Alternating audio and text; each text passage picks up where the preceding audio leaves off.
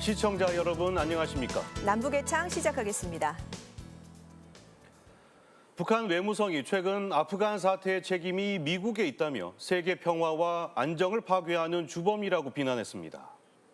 아프간 사태로 앞으로 한반도에서도 미군이 철수하는 것 아니냐는 우려가 제기됐는데요. 바이든 대통령은 한국과 아프간은 다르다면서 선을 그었습니다. 한미연합훈련 기간 방한한 성김 미국 대북특별대표도 한미동맹의 중요성을 강조했습니다. 북한을 향해 거듭 대화를 제안했지만 돌아온 대답은 없었습니다. 김정은 북한 국무위원장은 도발을 예고해놓고 20여일 만에 민생 행보를 재개했는데요. 어떤 속내가 있는 건지 이슈엔 한반도에서 집중 분석해 보겠습니다.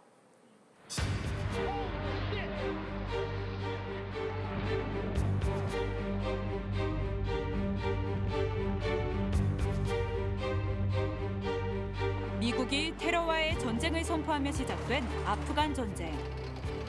미군이 떠난 아프간을 탈레반이 점령하면서 20년간의 전쟁은 막을 내렸습니다. 그런데 지난 21일 북한이 돌연 아프간 사태를 문제 삼으며 대미 비난 공세를 재개했습니다. 북한 외무성은 미국이야말로 세계 평화와 안정을 파괴하는 주범이라고 비판하며 아프간 사태를 주권 국가들의 제도 전복을 노린 국가 테러 행위라고 규정했습니다.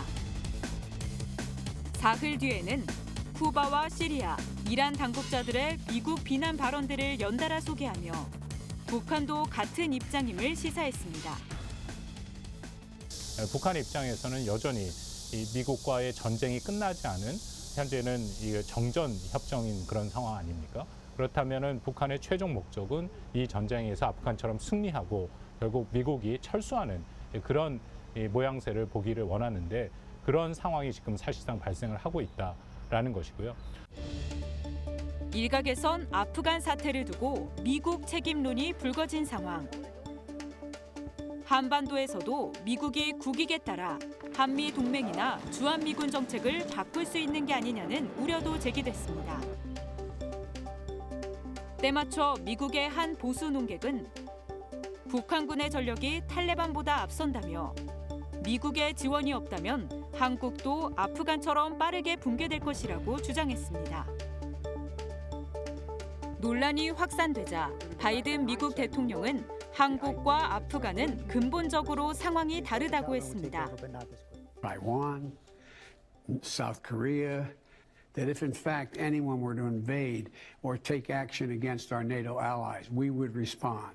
Same with Japan, same with South Korea.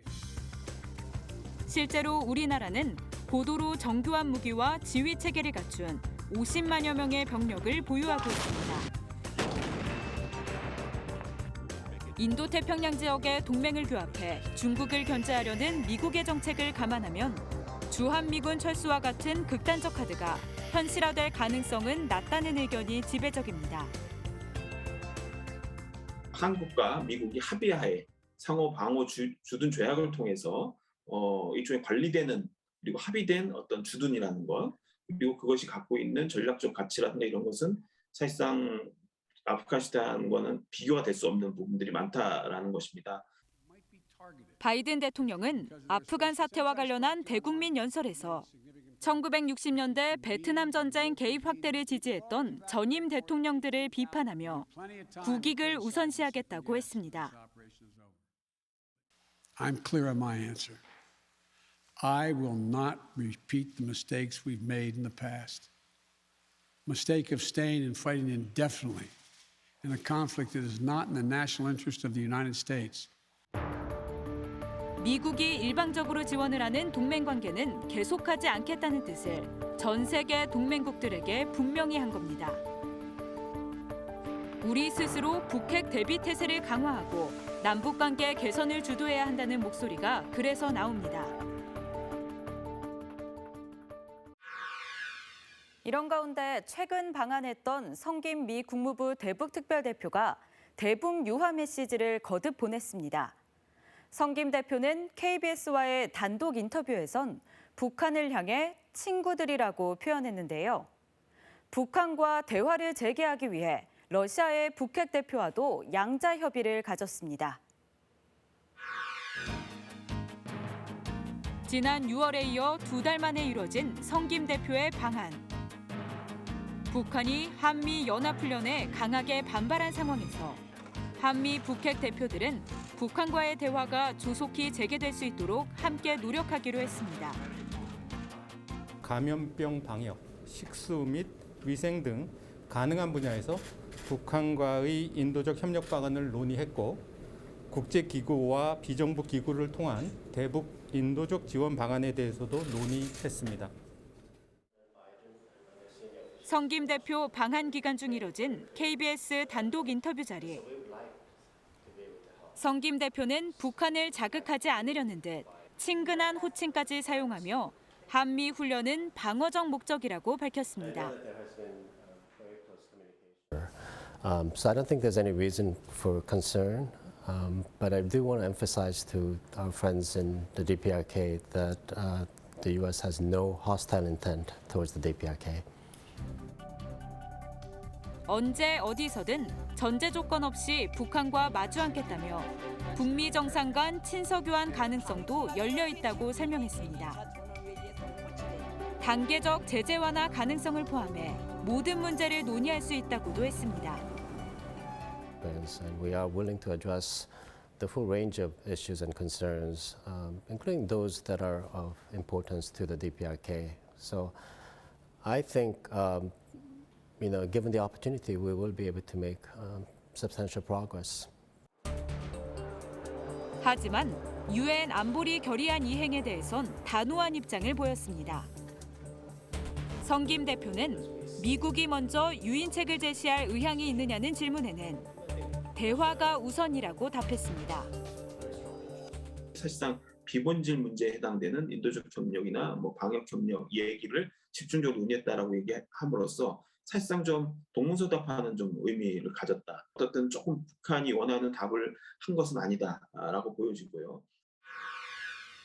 한국과 미국이 북한을 대화 테이블로 이끌기 위해 애쓰고 있지만 북한은 여전히 침묵을 지키고 있습니다. 김정은 위원장은 지난 26일 끝난 한미 연합훈련 기간에 보란듯 민생 행보에 나서 그 의도에 관심이 쏠리고 있습니다. 후반기 한미연합 지휘소 훈련을 앞두고 김여정 노동당 부부장을 내세워 압박 메시지를 냈던 김정은 위원장. 정작 한미 연합훈련 기간에 평양의 주택 건설 현장을 시찰했습니다. 경의하는 김정은 동지께서 보통강 강한 다락식 주택구 건설 사업을 현재 지도하셨습니다.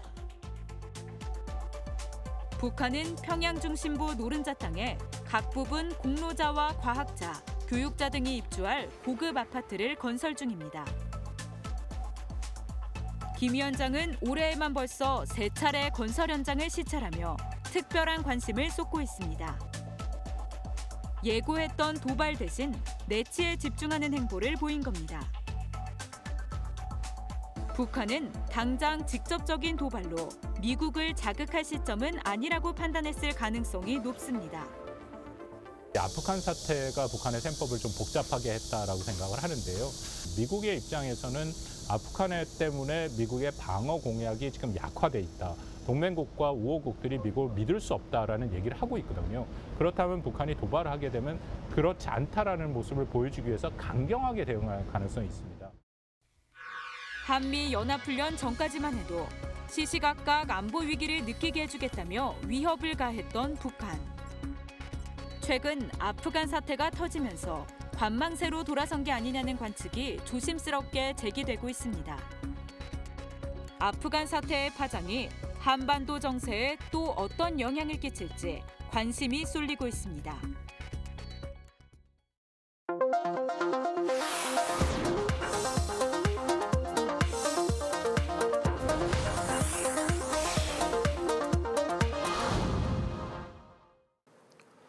네, 앞서 보셨지만 탈레반이 점령한 아프가니스탄에서는 지금도 탈출 행렬이 이어지고 있는데요. 30년 전 아프리카 소말리아에서도 비슷한 일이 있었다고요? 네, 최근에 개봉된 영화 모가디슈의 배경이 1991년 소말리아였는데요. 당시 정부군과 반군 사이의 내전으로 우리나라와 북한의 현지 외교관들이 힘을 합쳐서 이탈리아 공군 수송기를 타고 탈출하기도 했습니다. 최혜원 리포터, 이 영화의 실제 주인공 만나보고 오셨다고요? 네, 맞습니다. 30년 전에 소말리아에서 목숨을 걸고 탈출했던 강신성 전 대사를 만나보고 왔습니다. 그런데 여기 그 아프가니스탄 상황이랑 최근 상황과 그 30년 전 소말리아 상황이 좀 내전의 아픔을 겪었다는 그런 공통점이 있는 것 같아요. 네, 맞습니다. 강신성 전 대사도 최근 아프간 사태를 보면서 많이 안타까워하더라고요. 네. 총탄이 빗발치는 혼돈 속에서 남북한의 대사관 직원들을 이끌고 탈출했던 당시 상황을 마치 어제 일처럼 기억하고 있었습니다. 말리 타국의 전쟁터에서 한민족의 진한 동포애가 피어났던 건데요. 함께 만나보시겠습니다. 부슬부슬 내리는 비를 맞으며 도착한 곳은 서울의 한 아파트 단지. 80대 노부부가 착잡한 표정으로 텔레비전을 보고 있습니다. 화면에선 탈레반이 점령한 아프가니스탄 관련 뉴스가 나오고 있었습니다. 치안이 부재되니까 무장 강도가 그냥 횡행하는 거예요. 자기 마음대로예요. 그래서 다 약탈하고 물건 안 내놓으면 죽이기까지 하고. 요즘 건강이 좋지 않은데도 취재 요청을 흔쾌히 수락한 강신성 전 대사. 1987년부터 1991년 1월까지 소말리아 주재 대사를 지냈습니다. 극한으로 치달은 아프가니스탄의 상황을 보면 목숨을 걸고 소말리아를 탈출하던 때가 떠오릅니다. 30년이 흘렀지만 그때의 기억은 아직도 선명합니다. 아프간 시민들이 지금 탈출고 그냥 혼란 속에서 그 구조기가 오고 탈락어들 아우성이고 그것이 내가 탈출할 때 내가 소말을 탈출하기 위해서 공항에 갔을 때 상황과 아주 비슷해요. 수많은 아프간인들이 미군 수송기를 에워싸고 있는 이 화면은 전 세계에 충격을 줬는데요. 심지어 맨몸으로 수송기에 매달려 이륙했다가 지상으로 추락하는 아찔한 상황도 포착됐습니다. 강신성 대사는 30년 전에 소말리아에서 전쟁의 공포를 경험했는데요. 전쟁의 소용돌이에서 무사히 빠져나온 강 대사의 탈출기에는 어떤 이야기가 숨겨져 있을까요? 22년간 소말리아에서 독재를 이어오던 바레 정권에 대항해 반군이 조직되는데요. 1990년 12월 31일 반군들은 수도 모가디슈를 점령합니다. 반군의 한 대변인은 시내 중심가의 대통령궁 주변에서 반군과 정부군 사이에 전투가 벌어지고 있지만은 도시 곳곳에서는 총격전이 벌어지고 그야말로 아비규환의 상태였습니다. 게다가 남과 북이 유엔 가입을 앞두고 갈등이 심화됐던 시기였는데요. 정말 거의 목숨 걸고 유엔 외교를 했어요. 주한미군을 철수시킬 때 대한 게 어떤 신성한 외교부의 제일 임무였습니다. 그래서 한국 외교관들하고 굉장히 많이 충돌을 하고 막 그랬거든요.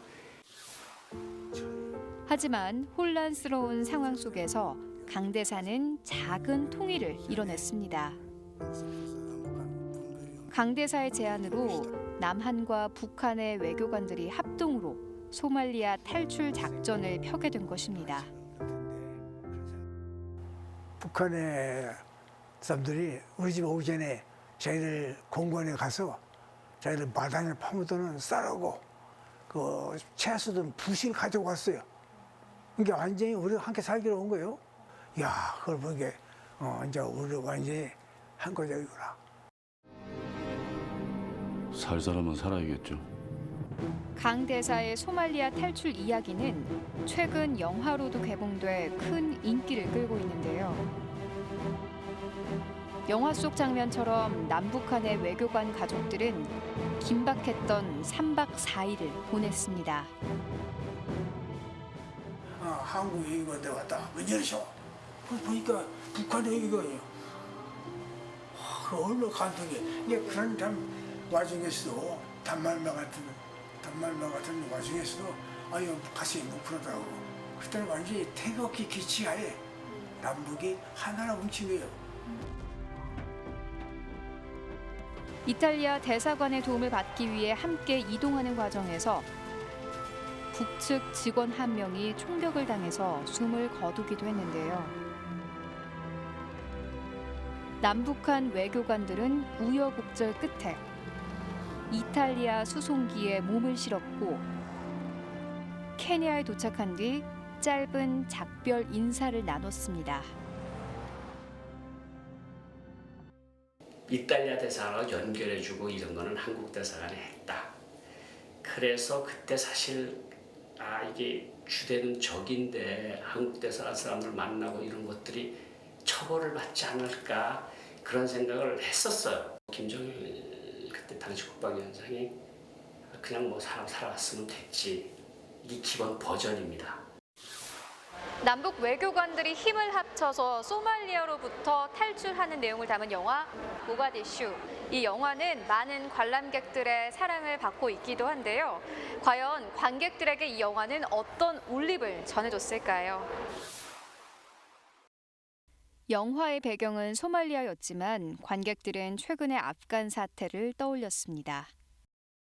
21세기에 이런 일이 일어나는 게 가능한 거구나라는 생각이 먼저 들었고 그냥 일반 시민들, 탈출하려는 시민들이 좀 너무 불쌍해 보였고 무서움도 느꼈어요. 또 소말리아 탈출 이야기를 통해 한민족의 지난 동포애를 생각해 보기도 했습니다. 아무래도 같은 민족이다 보니까 피도 섞여 있고 그 부분이 제일 크게 작용했다고 생각해요. 강 대사는 더 늦기 전에 30년 전 함께 탈출했던 북한 외교관들을 한번 만나봤으면 하는 소망을 갖고 있습니다. 내가 억울한 사람은 혹시 만날 기회가 있을지도 모르겠네요. 만나면 야 그때 안 죽고 우리 잘 나와가지고 이렇게 다시 30년을 보는구나.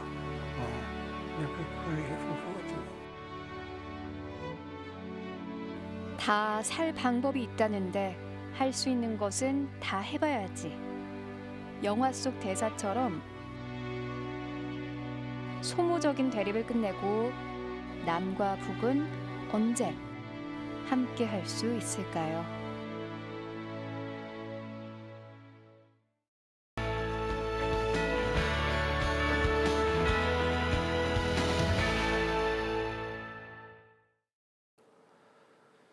최근 북한의 학교 현장에 교육 정보화의 바람이 불고 있습니다. 북한 당국의 장려에 따라 평양의 한 고등학교는 가상현실 시스템까지 도입했다고 하는데요. 이런 정보화 교육이 학생들의 실력 향상에 도움이 된다고 북한 매체들이 선전하고 있습니다. 과연 얼마나 효과가 있을지 함께 확인해 보시겠습니다. 평양의 한 학교 교실. 두 학생이 길을 물어보는 상황을 가정해 영어로 대화를 나눕니다. 하지만 스크린 화면에 비친 학생들은 도로 한가운데에 서 있는데요. 영어 학습의 현장성을 높이기 위해서 가상현실 시스템을 도입한 겁니다. 이 학교는 각종 전자도구들을 활용해 정보화 교육에 앞장서고 있는데요. 이 직관은 음성펜 직관입니다. 학생들은 음성펜을 이용하여 법문 내용을 듣고 종합 판단을 할 수 있습니다. 이제 한번 보겠습니다. 종이에 적힌 영어 문장 빈칸에 알맞은 단어를 선택하면 음성펜이 전체 문장을 읽어주는데요. 하지만 틀리는 문장을 선택하는 경우에는 틀린다는 평가가 나옵니다. 학교 복도는 이렇게 학습 자료들로 가득 차 있습니다. 한 학생이 영어 단어 많이 맞히기 경기를 설명합니다. 여기서 제시된 단어들에 대한 해설을 여기서 들려주는데 그 단어들을 듣고 정확한 단어를 누르게 되면 이렇게 1점이 올라갑니다. 틀린 영어 단어를 선택하면 경기에서 지게 되는데요. 새롭게 꾸민 물리학습 공간에도 전자기술을 도입했습니다. 이 그림은 발전소에서 생산한 전기가 기업소에 어떤 경로를 거쳐 공급되는지 설명하고 있는데요. 전기 공급 버튼을 누르자 불빛이 들어오고 전압은 떨어집니다. 이걸 보고 학생들이 왜 전압이 낮아지는가 하는 것을 더 논리적으로 알 수 있고, 그래서 교차 생산 조절을 해야 되겠구나 하는 문제도 쉽게 이해할 수 있단 말입니다. 최근 북한 노동신문은 정보화를 통해 교육혁명을 해야 한다고 강조했는데요. 북한의 경제난을 감안하면 전국의 모든 학교가 교육 정보화를 실현하기는 어려울 것으로 예상됩니다. 북한이 유튜브를 통해 대외 선전을 강화하고 있다는 소식 이전에도 전해드린 적이 있는데요. 그런데 이런 유튜브 채널들이 생겼다 없어졌다를 반복하고 있습니다. 수개월 동안 자취를 감췄던 북한 여성 유튜버 진희도 최근 다시 영상에 등장했다가 금방 또 사라졌습니다. 어떤 사정이 있는 건지 함께 확인해 보시겠습니다. 가을 정취를 느끼며 평양 거리를 걷는 한 여성. 북한 당국이 운영했던 것으로 추정되는 유튜브 채널 진행자 진인데요. Люблю осень, люблю мой город, где живут скромные, сильные и трудолюбивые люди. 러시아어와 영어로 북한 체제를 선전하던 이 채널은 올해 초 폐쇄됐습니다. 서비스 이용 약관과 커뮤니티 지침을 위반했다는 이유로 유튜브 측이 채널 계정을 닫은 건데요. 그런데 유튜버 진희는 소나무TV라는 채널에서 최근 다시 모습을 드러냈습니다. 진희 스토리라는 제목의 영상에서 쇼핑을 하고 양궁을 즐기며 사격하는 모습까지 담았는데요. 특별한 멘트 없이 본인 사진과 영상을 계속 보여주면서 평양의 일상생활을 선전하는데요. 영상 말미에는 댓글을 달아달라는 자막을 내보내기도 했습니다. Maybe next time you might satisfy your curiosities. See you next time. Thank you. 하지만 이 채널 역시 영상이 올라온 지 거의 한 달 만에 계정이 삭제됐습니다. 유튜브 측이 또 폐쇄 조치를 한 걸로 추정되는데요. 이런 식의 계정 삭제와 재개설은 북한 당국이 운영하는 것으로 추정되는 다른 유튜브 채널도 마찬가지입니다. 그래도 북한이 대외적으로 평화롭다라는 메시지를 단기간 내에, 짧은 기간 내에 확산시키기 위해서는 이 유튜브라는 매체가 상당히 유용하기 때문에 적극적으로 이용하려는 것 같습니다. 자취를 감춘 북한 유튜버 진희는 언제 어떤 모습으로 다시 나타날까요? 지금까지 요즘 북한은이었습니다.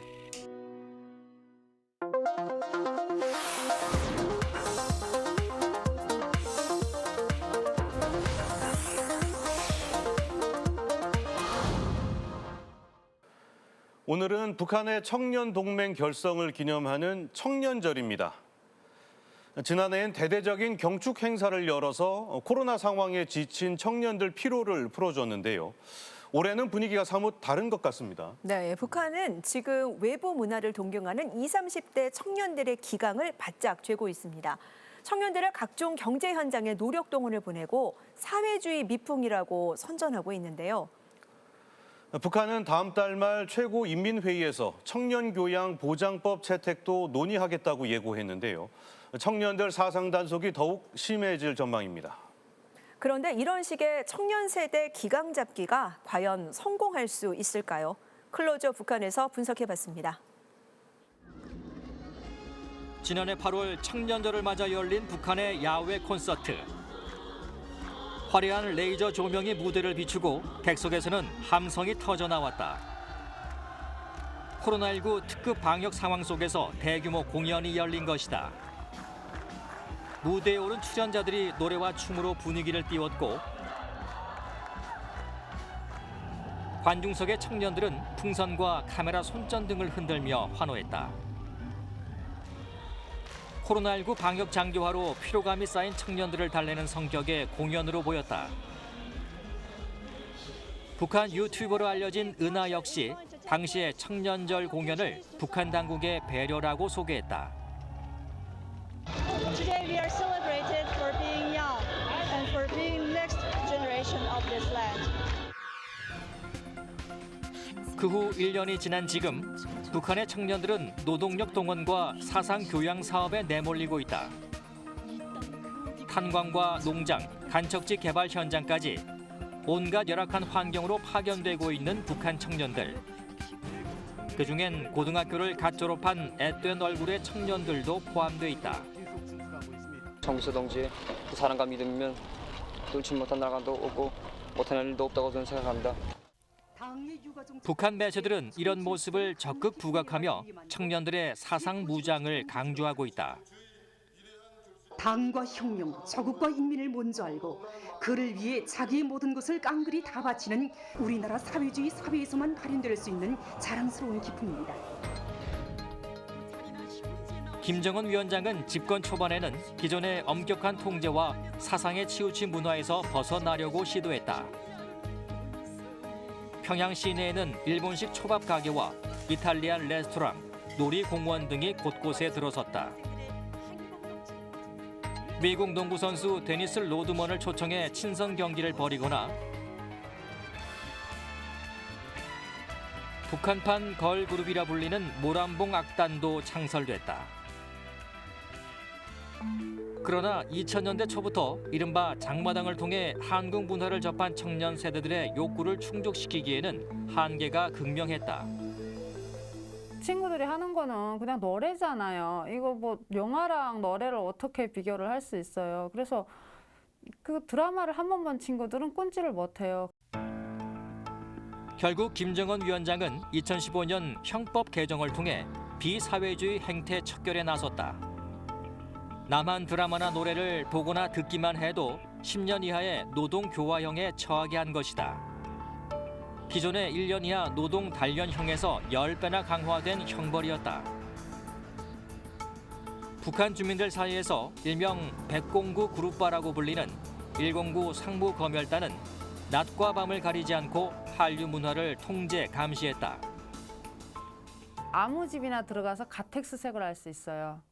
그러니까 뭐 이게 집마다 이불이 뭐 쌓여져 있고 뭐 커튼이 쳐져 있고 뭐 어디든 관계없이 다 들춰내고 다 볼 수 있어요. 제가 있을 때는 한 달에 한 번씩은 검열이 왔었던 것 같아요. 하지만 북한 당국이 아무리 단속을 해도 청년 세대들 사이의 한류 유행을 막기에는 역부족이었다. 적발 가능성이 높은 DVD 대신 USB와 같은 소형 저장 장치들이 보편화됐고 스마트폰, 태블릿 PC 등이 보급되면서 한류 콘텐츠를 보관할 디지털 기기도 늘어났다. 전문가들은 북한의 청년 세대들이 디지털 문화에 익숙한 한국의 2030, 이른바 MZ세대와 공통점이 있다고 분석한다. 부모들은 자식들에게 어렸을 때부터 뭐 컴퓨터라든지 노트북, 휴대전화 이런 걸 사주는 걸 굉장히 뿌듯하게 생각을 했거든요. 그렇기 때문에 이런 환경에서 성장하고 자란 세대들에게 디지털 기기 사용을 통해서 그 여러 하위 문화를 만들어가고 이러한 것들이 매우 익숙한 거죠. 급기야 김정은 위원장은 2017년 12월 노동당 세포위원장 대회에서 비사회주의 현상을 섬멸하라고 지시했다. 조선노동당 위원장 동지께서는 전당의 모든 당 조직들과 당 일꾼들이 비사회주의적 현상을 뿌리 뽑기 위한 선멸전을 강도 높이 벌여나가며 2018년 신년사를 통해서는 직접 비사회주의와의 투쟁을 선포했다. 온갖 비사회주의적 현상을 뿌리 뽑기 위한 투쟁을 드세게 벌려 모든 사람들이 고상한 정신도덕적 풍모를 지니고 혁명적으로 문명하게 생활해 나가도록 해야 합니다.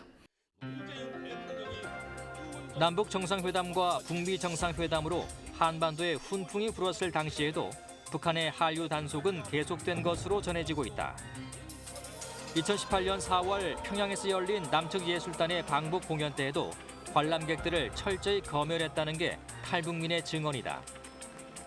친구들은 뭐 특별한 친구들이 아니라 정말 사상적으로 검증이 된 친구들이 참가를 했었어요. 나이가 드신 분들은 공연을 보고 뭔지 잘 모르겠다고, 노래도 몰라, 모니터만 봤다고 하더라고요. 공연을 녹화 중계했던 우리와 달리 북한 매체는 당시 공연을 공개하지 않았다. 그러나 북한 청년들은 중국을 통해 유입된 공연 영상을 통해 어떤 남한 가수가 방북했는지까지 알고 있다고 한다.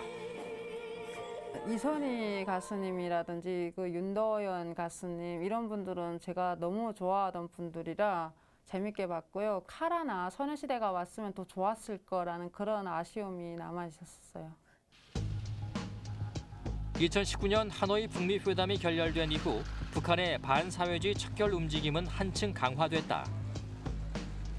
지난해 12월엔 반동 사상 문화 배격법도 전격 채택했다. 우리의 문화를 굳건히 수호함으로써 사상진지, 혁명진지, 계급진지를 더욱 강화하는 데서 반드시 지켜야 할 준칙들을 규제했습니다. 법안의 자세한 내용은 공개되지 않았지만 한류 등 외부 문화를 유포시킬 경우 최대 사형까지 처벌이 가능하도록 한 반동사상 문화 배격법. 청년 세대를 겨냥한 법 제정이라는 분석이다. 그동안 그 청년 세대들은 단속이 있었지만 그래도 암암리에 외부 세계 문화 콘텐츠를 접하고 서로 공유하기도 했거든요. 근데 이런 것을 반동사상 문화 배격법이 이제 형사적으로 단속을 하는 거죠. 북한은 다음 달 최고인민회의에서 청년 교양 보장법 채택을 논의하겠다고 예고했다. 청년 세대들의 사상 통제 고삐를 더욱 바짝 쥐겠다는 의도로 풀이된다. 이들을 좀 더 교양시키기 위해서는 기존에 작동하던 사회단체를 통한 청년동맹을 통한 학습, 또 군사훈련, 또 농촌지원 활동 이런 것들을 좀 더 강화해서 엄격하게 하겠다. 뭐 이런 취지로 아마 이 내용이 담겨질 가능성이 높다. 북한 당국은 청년들을 통제하지 못할 경우 김정은 위원장 정권 유지에 걸림돌이 될 수 있다고 우려하는 것으로 보인다. 서울대학교 통일평화연구원의 탈북민 조사에 따르면 북한에 있을 때 자본주의를 선호했다는 응답이 67%에 달했다. 나라가 떼먹으면 떼먹었지 돌려줄 생각을 안 한다는 걸 사람들이 다 알잖아요. 우리는 왜 뭐가 모자라서 이렇게 살지? 나는 왜 이 땅에 태어났을까? 이런 생각이 들거든요. 어느 한순간에 딱 생각이 바뀌어요. 가자, 이렇게 살 바에는 차라리 가서 자유롭게 살다가 죽자, 이런 생각이 들어요. 기성세대에 비해 충성심이 약하고 외부 문화를 동경하는 북한의 청년 세대들. 북한 당국의 사상 교양만으로는 청년 세대 결속은 힘들 것으로 보인다. 네, 그럼 여기서 2016년에 탈북한 남인희 씨와 함께 더 자세한 얘기 나눠보겠습니다. 남인희 씨 안녕하세요. 안녕하세요. 민희 씨도 20대 청년이시지 않습니까? 네. 오늘이 북한의 이제 청년절이고요. 네, 그렇죠. 근데 어제 그 노동신문에 이런 논설이 실렸어요. 그 내용을 좀 살펴보면 오늘의 청년들은 혁명의 시련을 겪어보지 못했다. 적대 세력들이 우리 청년들을 타락시키기 위해서 반동사상 문화를 침투시키고 있다. 이런 논설이 나왔는데 민희 씨가 보시기에는 북한이 왜 이렇게 그 지금 청년 세대들의 사상을 단속을 하는 겁니까? 그만큼 지금 청년들이 많이 변화되고 있다고 볼 수 있는데요. 청년 세대는 북한 정권에 있어서는 굉장히 중요한 세대라고 할 수 있죠. 청년들이 굳건히 믿고 이제 절대적으로 충성을 해야 북한 정권이 더 잘 유지가 될 수 있는 거잖아요. 당국의 말을 잘 듣지 않고 당국에 유도하는 반대로 지금 가려는 그런 경향을 보이고 있기 때문에 북한으로서는 청년들에 대한 사상교양 사업을 강화할 수밖에 없는 것입니다. 네. 뭐 청년 세대라고 하면 아마 10대 후반에서 네. 한 30살 정도까지의 그런 청년들을 얘기할 텐데요. 이 세대가 기존의 기성세대들과는 어떤 큰 차이점이 있는 건가요? 뭐 일단 옷차림부터 굉장히 차이가 크고요. 이제는 네. 북한에서 하지 말라고 하는 그런 옷차림을 막 요즘 세대는 입고 다니기도 하고 몰래. 네. 그리고 직업 같은 경우에도 국가에서 배정해주는 어떤 배치해주는 그런 직업에 안 가려고 하는 그런 경향. 최근에는 좀 결혼 정년기도 조금씩 늦어지는 그런 변화도 있고 그리고 출산 같은 경우에도 이제는 아이 하나 낳아서 예쁘게 키우자 이런 생각으로 많이 바뀌고 있습니다. 그러면 이제 민희 씨가 방금 말씀하셨던 그 청년 세대들의 이제 특징이 이제 과거에 비해서 이게 북한도 이렇게 자꾸 이제 변화되고 있다는 얘기를 하시는 건데 청년 세대들이 그렇게 지금 변하고 있는 이유 뭐라고 생각하세요? 가장 기본적으로는 90년대에 있었던 어떤 경제난이라고 볼 수 있는데요. 그 경제난을 겪으면서 공급체계가 완전히 무너진 것이죠. 그러다 보니까 어렸을 때부터 특히 90년대 태어난 친구들은 어렸을 때부터 국가로부터 어떤 공급도 한 번도 받아보지 못하고 오히려 부모님들이 장마당에서 벌어온 돈으로 내가 컸기 때문에 그만큼 그 국가에 대한 어떤 정권에 대한 충성심이 굉장히 낮아졌다고 볼 수 있습니다. 네, 이렇게 뭐 청년 세대가 변화하고 있으면 북한 정권 입장에서는 청년 세대들이 뭐 이런 남한의 문화를 접하거나 드라마를 보거나 이런 것들이 정말 달갑지 않을 수밖에 없잖아요. 그렇죠, 네, 뭐 단속도 엄청 심하겠네요. 김정은 정권 들어서서 더 단속이 강화됐어요. 그래서 백공구라고 하는 그 대표적인 한류를 단속하는 그룹바가 있거든요. 김정은 정권 들어서는 이 백공구 그룹바를 감시하는 또 다른 그룹바가 나왔어요. 그러니까 이런 이 사람들이 뇌물을 받고 풀어주지 못하도록 더욱 철저히 지금 단속과 통제를 지금 강화하고 있는 것입니다. 그럼 이제 궁금한 게 네. 그러니까 최고 사형까지 처해질 수 있는데도 그렇게 한국 드라마나 영화를 볼 정도로 그렇게 좋아하는 겁니까? 그만큼 북한에서는 그 한류가 굉장히 유일한 탈출구, 좀 유일한 희망이라고 할 수 있어요. 몰래 이렇게 이어폰을 꽂고 한국 노래를 듣게 되면은 그 한국 노래가 저를 또 다른 세상으로 인도하는 거예요. 그래서 세상에는 이렇게 아름다운 곳도 있구나. 그래서 특히나 또 한국 드라마 같은 경우에는 러브 스토리 이것도 되게 많이 들어가잖아요. 그런 드라마들이 이제 젊은 친구들의 그런 심리를 공략하기에는 정말 딱 적합하죠. 네, 북한 당국이 이렇게 청년 세대들을 강력히 단속을 하고 있는데 그렇다고 해서 어떤 변화의 흐름, 청년들의 움직임을 정말 잘 막을 수 있을까요? 어떻게 보세요? 단기적으로 봤을 때는 그나마 좀 주춤하는 그런 경향도 있을 겁니다. 북한 전 지역에서 그런 단속하는 분위기가 엄청나게 커지게 되면 청년들 입장에서도 조금은 주춤은 하는데 장기적으로 봤을 때는 이게 가능하지는 않을 것 같아요. 조금 주춤하다가도 좀 더 단속이 좀 느슨해지게 되면 어느새 다시 또 왕성해지거든요, 한국 드라마. 그래서 장기적으로 봤을 땐 단속과 통제가 청년들의 이러한 흐름, 변화의 흐름을 막기에는 좀 역부족이다 이런 말씀 드릴 수 있습니다. 네, 남인희 씨 오늘 말씀 감사합니다. 감사합니다. 네, 저희가 준비한 소식은 여기까지입니다. 다음 주에 알찬 소식으로 돌아오겠습니다. 네, 금강산 구룡폭포의 모습 마지막 영상으로 보시겠습니다. 함께해 주신 여러분 고맙습니다.